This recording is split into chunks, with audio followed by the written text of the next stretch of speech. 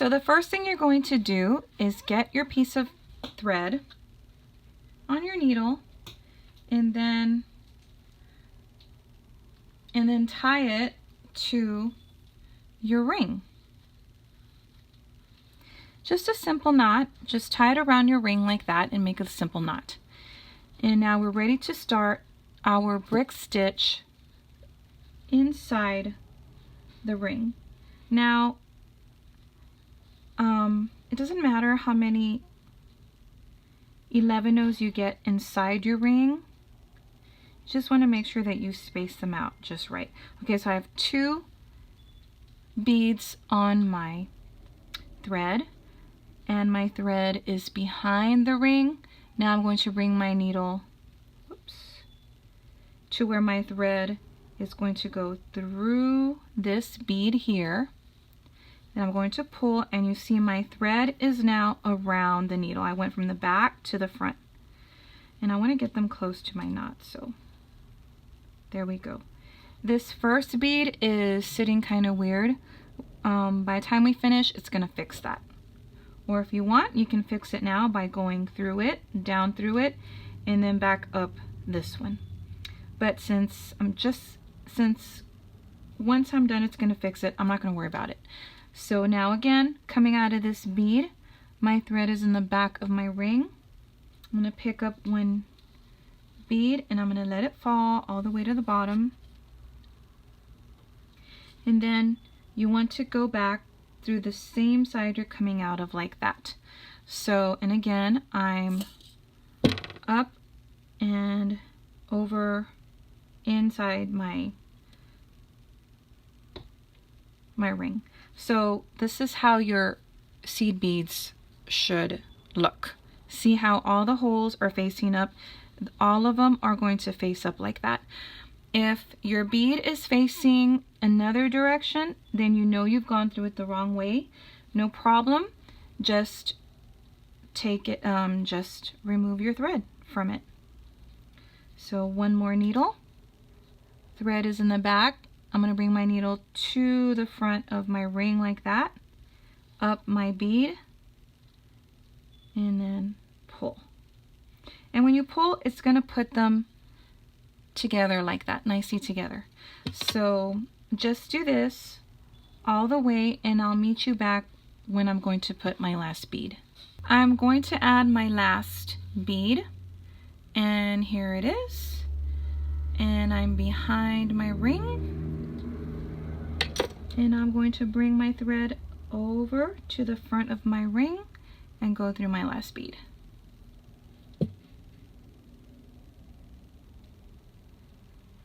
Oops, and I'm over my knot. Okay. You know what? I want to take that string from my knot out of there.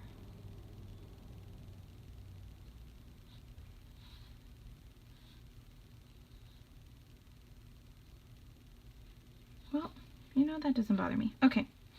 Whoops. Alright, so this is my last one.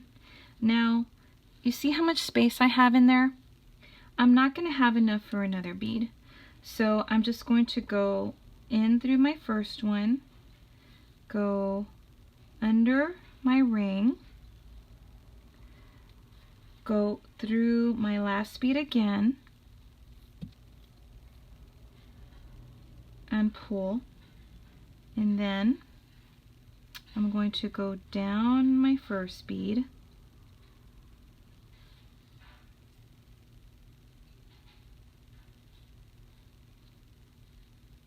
just to cinch this up really good,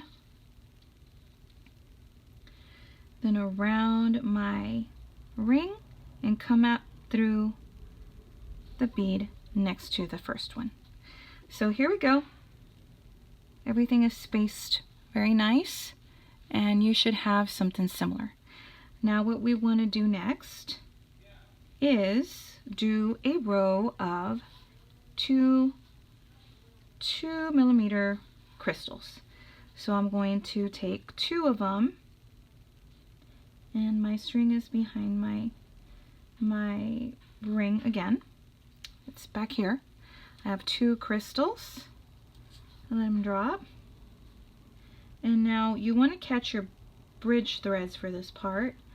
I'm not going to catch my first one because I have 2 beads. So I'm going to catch my second bridge thread right here. Hope you can see that right there. Whoops. And just make sure your crystal stays in place.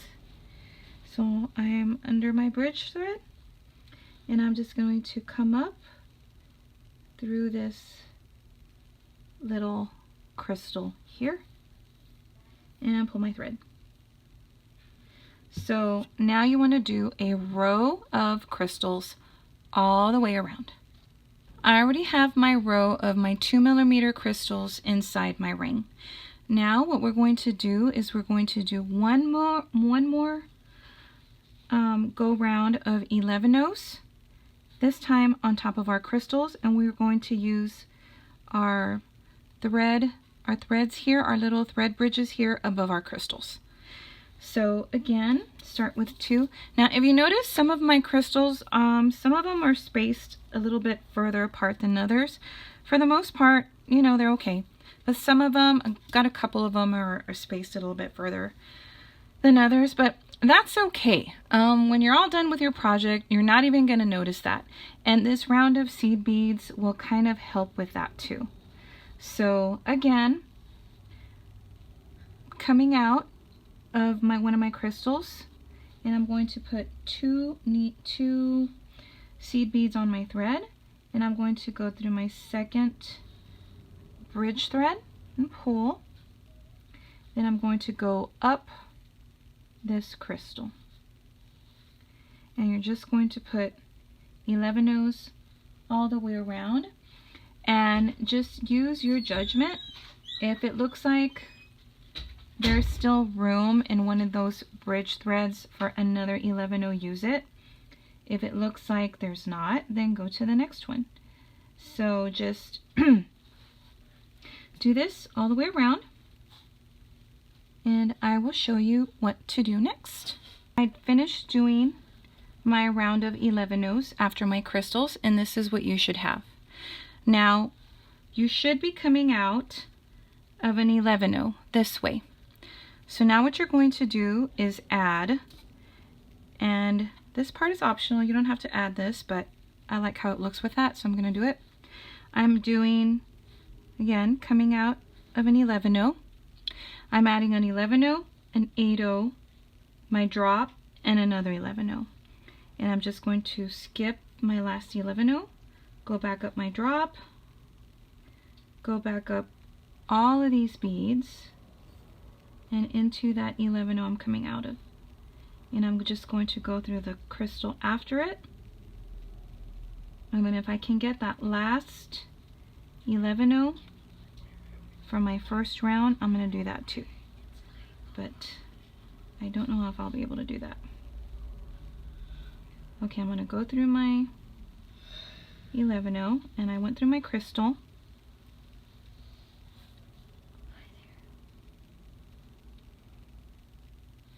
And then just fix it to where it's hanging nicely. And then I'm coming out of my crystal.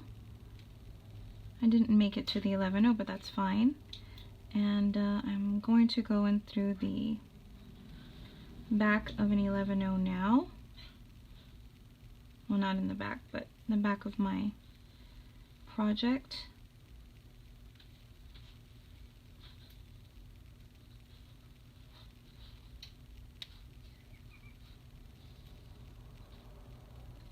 Okay, and now here, this brings me to the outer part of my ring, and then just fix your little crystal here. This brings me to the outer part of my ring. Now on the outside, on goes one row around, one ring around this ring on the outside of it of these 8-oh seed beads. So I'm coming out, I'm going to pick up 2, and then I'm just going to catch all these spaces that are in between my threads from my first round. See, I don't know if you can see, but I'm coming out in between two threads. So that's where we're going to be coming out of.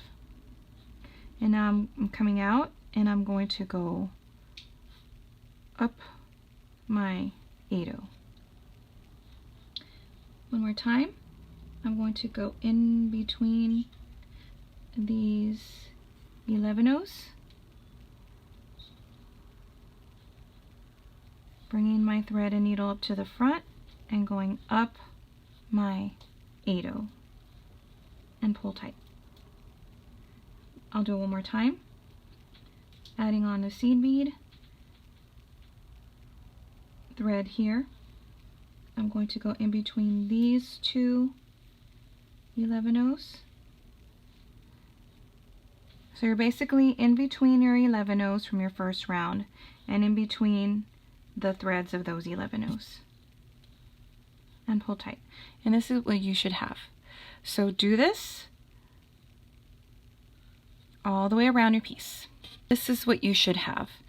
Now go ahead and sew back up till you're coming out of a seed bead on top of your, in the middle, which would be like straight up above your little drop. So once you're coming out, and how I did mine, and you don't have to do it this way, but I'm going to add a wire guard, and that's going to be my bail. You can do your bail however you want, but this is how I'm going to do mine. And then I'm just going to come out of the other side. Whoop. Then I'm going to go back down that same seed bead.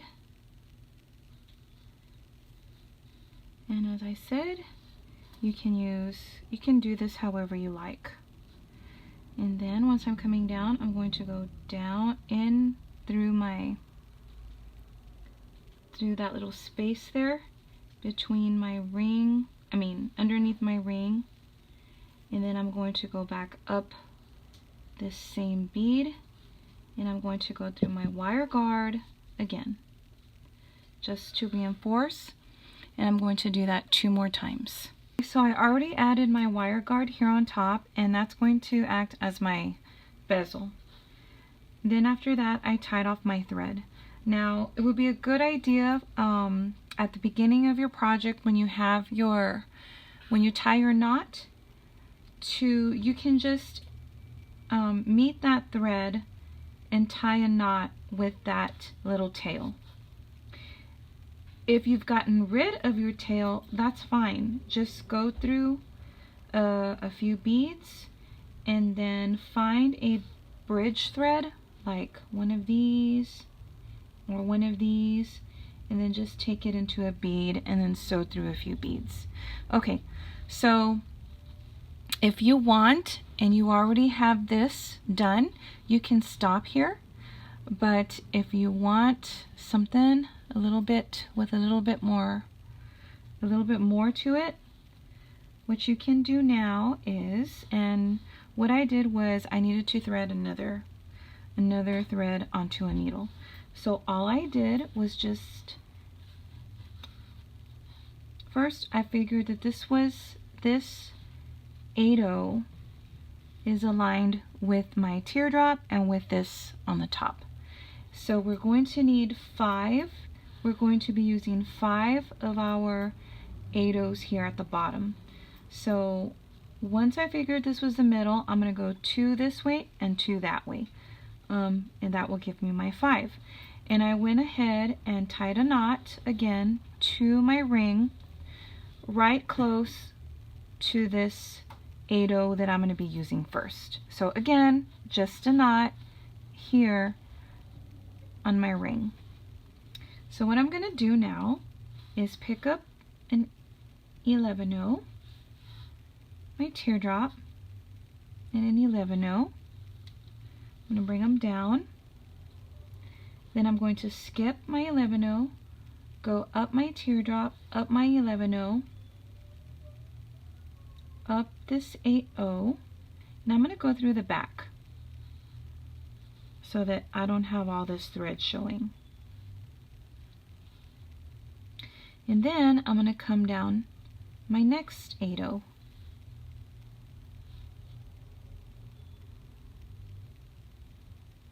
So coming out my next 8-0, and I'm going to do an 11-0, a teardrop, an 11-0, another teardrop, and an 11-0. And then I'm going to skip that 11-0 at the end. I'm going to go through this teardrop, the 11-0 in the middle, the teardrop there, the 11-0 there, and make sure not to skip anything. And you're going to go up your 8-0,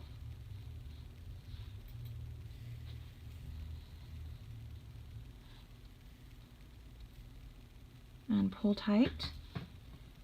And then I'm going to go through my next 8-0 in line.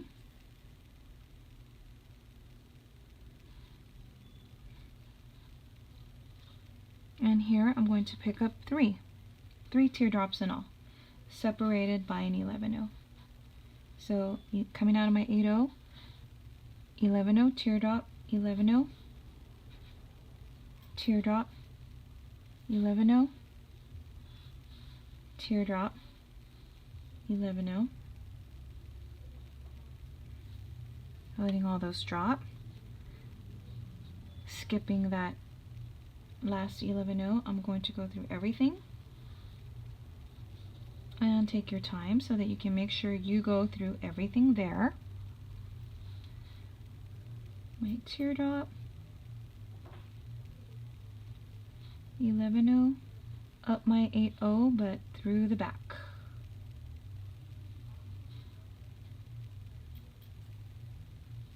And yep.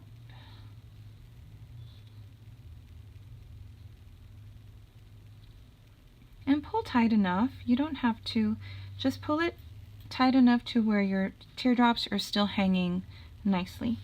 And then I'm going to go through my next 8-0 in line. And then again, 11-0, teardrop, 11-0,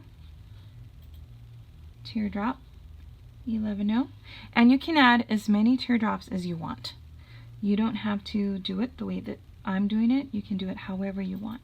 So I'm going to finish this one, and then I'm going to go through my last 8-0, and I'm just going to end it with 1.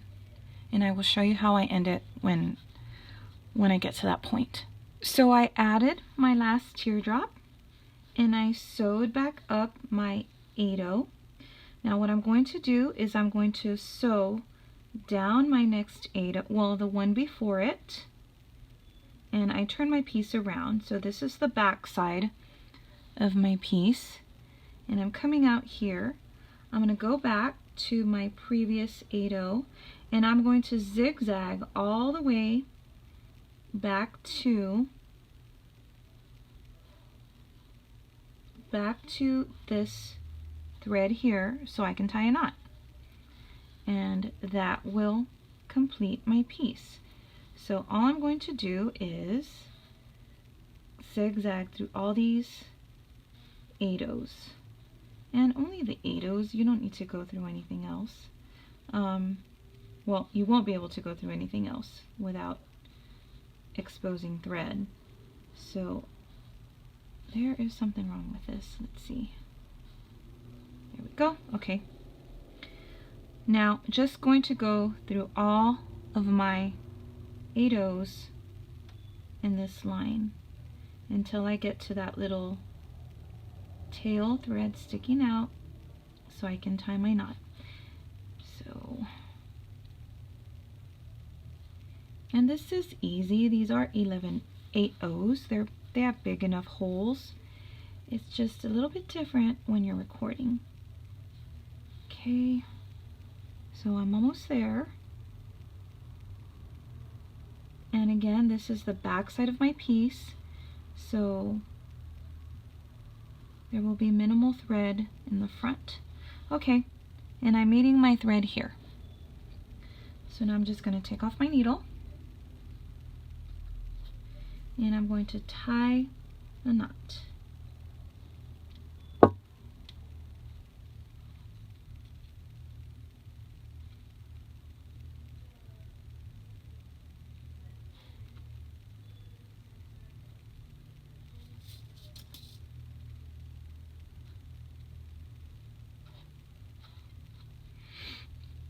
Okay, there's half of my knot, and then